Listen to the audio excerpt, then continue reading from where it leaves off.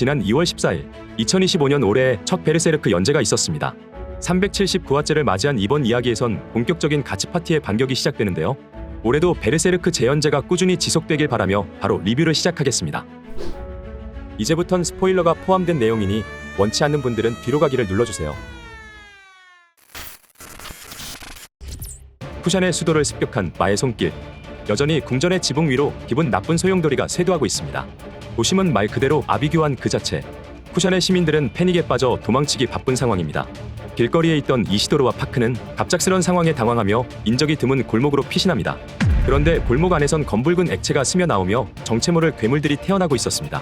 삽시간에 형체를 갖춘 끔찍한 형상의 괴물들. 파크는 놈들이 트롤이라고 외칩니다. 모습은 조금 달라도 모두가 유사하다고 말하는데요. 이시도르는 멀쩡한 도시 한복판에서 트롤이 나타날 수 있다는 사실에 경악합니다.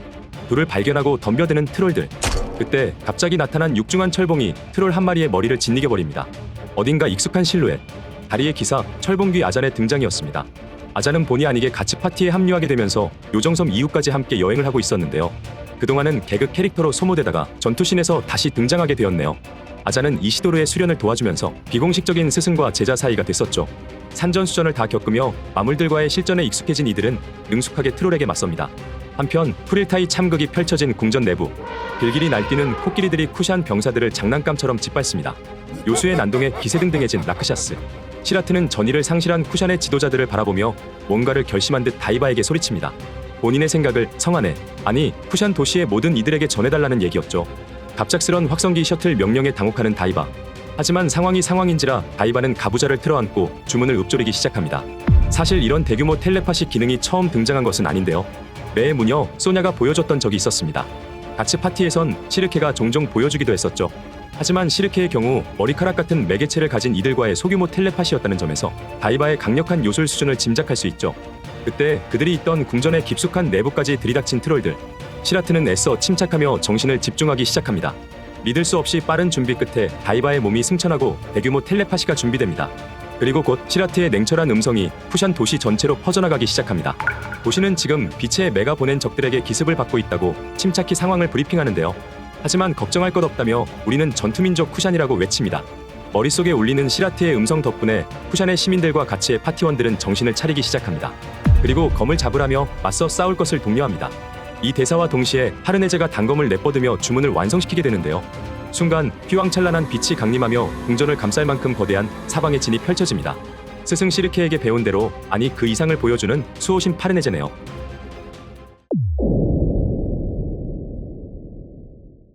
마의 소용돌이를 막아내며 펼쳐진 마법의 방어막.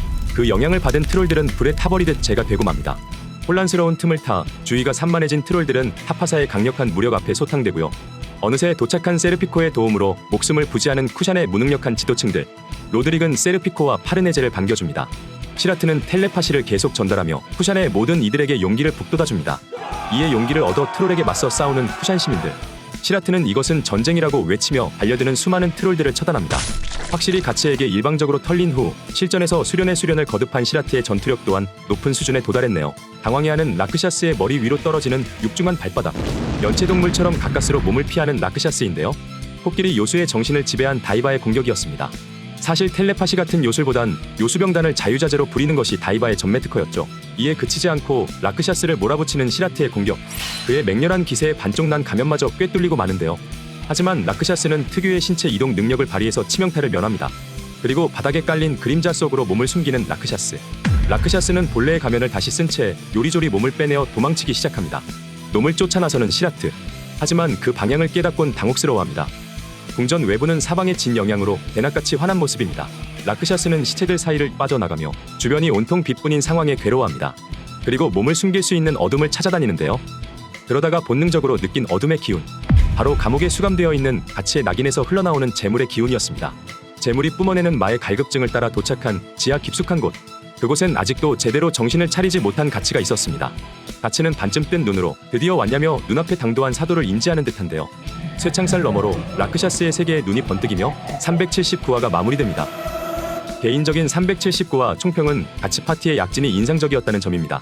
신에 필적하는 그리피스를 상대로 조금씩 가능성을 보여주고 있는 가치 파티의 희망이 보였다고 할까요? 사령관 역할을 제대로 해주고 있는 시라트. 시르케와는 다른 결로 강력한 요술을 보여주고 있는 다이바, 파티의 수호신으로서 빠른 성장을 이뤄낸 파르네제, 전투원으로서 단단히 자리잡은 세르피코와 이시도르 등 아직도 갈 길은 멀어 보이지만 가치의 부재 시에도 마에 대항할 힘을 갖추게 되었음은 충분히 고무적인 상황입니다. 라크샤스가 가치를 만난 후 어떤 이야기가 전개될까요?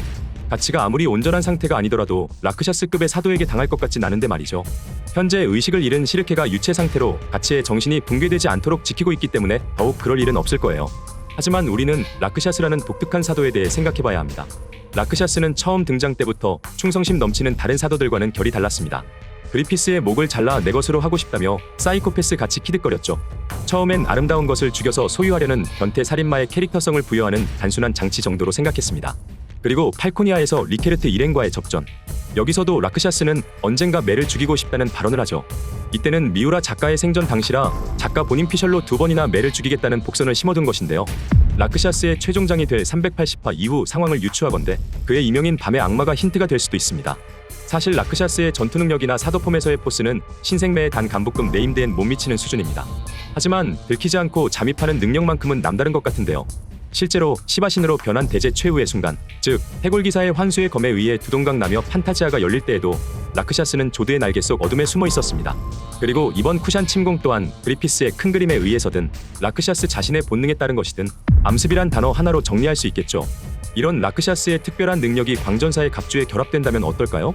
해골기사에겐 해골마가 있고 그리피스에겐 조드가 있는데 가치에겐 이동수단이 전무한 상황이니까요. 그 해답이 그림자 워프 능력이라면 어떨까요? 사실 쓰면서도 말이 안 되는 것 같네요. 어떻게든 분량을 뽑기 위해 요상한 망상을 펼쳐봤습니다. 아무튼 다음 이야기에서 라크샤스가 어떻게 최후를 맞이할 것인지 궁금해지는 379화였습니다. 다음 380화는 2월 28일에 공개된다는 희소식이 있네요. 빠른 시일 내에 다시 찾아뵙겠습니다.